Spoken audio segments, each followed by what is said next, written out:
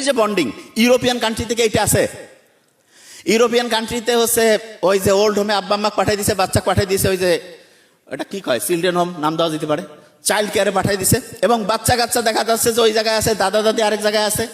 সত্যিকার অর্থে শান্তি নাই, অক্সিটোসিনের কোনো বন্ডিং নাই, এবং ওই জন্য দেখবেন ওইখানে ফ্যামিলিগুলো ধ্বংস হয়ে যাচ্ছে। তা আমরা যদি প্রত্যেক দিন বাচ্চার সাথে জাস্ট 15 মিনিট সময় দেয়, 15 মিনিট,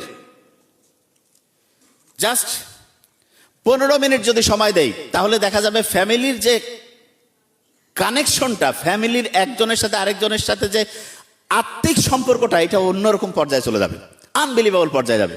তাহলে আপনারা যারা আছেন, যত বেশি ব্যস্ততা থাকেন না কেন, প্রফেসর হই, প্রিন্সিপাল স্যার হই, ডিরেক্টর স্যার হই, যারা, অনেকে মনে করে 15 মিনিট দিলে কি হবে। শুনেন, আপনাকে আজকে যদি আমি 1 টাকা দিই, দেখেন তো এটা যদি আগামীকাল 2 টাকা হয়, তারপর দিন যদি 4